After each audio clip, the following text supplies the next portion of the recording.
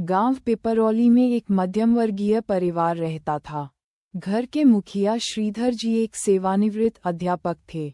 उनकी एक ही संतान थी, अर्जुन, जो शहर में नौकरी करता था। श्रीधर जी ने अर्जुन को बचपन से ही अच्छे संस्कार, ईमानदारी और मेहनत का मूल्य सिखाया था। अर्जुन भी अपने पिता की बातों को हमेशा ध्यान से सुनता और पालन करता था। समय बीतता गया। अर्जुन पढ़ लिखकर एक बड़ी कंपनी में नौकरी करने लगा और शहर में ही रहने लगा। पिता गांव में अकेले रह गए, पर वे नित्य पूजा पाठ, गायों की सेवा और गांव के बच्चों को पढ़ाकर अपना समय बिताते रहे। एक दिन अर्जुन अपने ऑफिस के काम से अमेरिका जाने वाला था।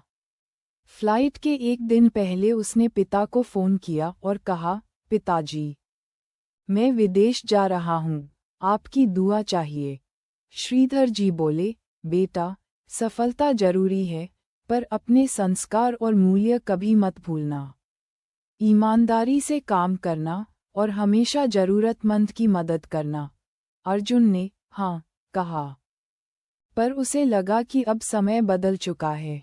अमेरिका जाकर उसने जल्द ही बड़ा पद पा लिया। पैसे की कोई कमी नहीं थी।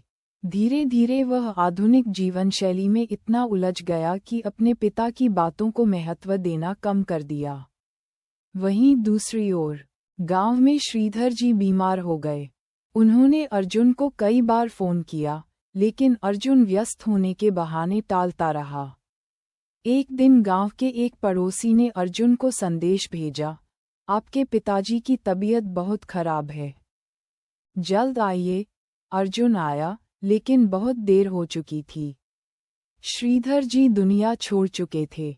उनकी चिट्ठी अर्जुन को मिली, जिसमें लिखा था, बेटा अर्जुन, मैं जानता हूँ तू बहुत व्यस्त है, पर याद रखना, दौलत की कोई सीमा नहीं, पर जीवन का मूल्य सीमित है। अगर संस्कार चले गए, तो मूल्य भी खो जाते हैं। मैं चाहता था कि तू उन बच्चों को पढ़ाता जिनके पास स्कूल नहीं है, जैसे तूने मुझसे सीखा था। अपने लिए नहीं, समाज के लिए भी कुछ करना, यही सच्चा मूल्य है। इस चिट्ठी ने अर्जुन की आंखें खोल दीं। उसे लगा जैसे उसके जीवन में अब तक जो कमी थी, वह यही थी, समाज और अपने मूल्यों के लिए जीना।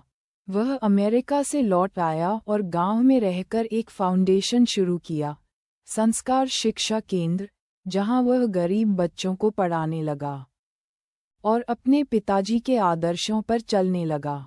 उसने सीखा कि सफलता की असली परिभाषा सिर्फ पद और पैसा नहीं, बल्कि समाज और जीवन के प्रति जिम्मेदारी निभाना है। निष्कर्ष, इस कहानी से हमें ये शिक्षा मिलती है कि संस्कार और मूल्य ही जीवन की असली पूंजी हैं।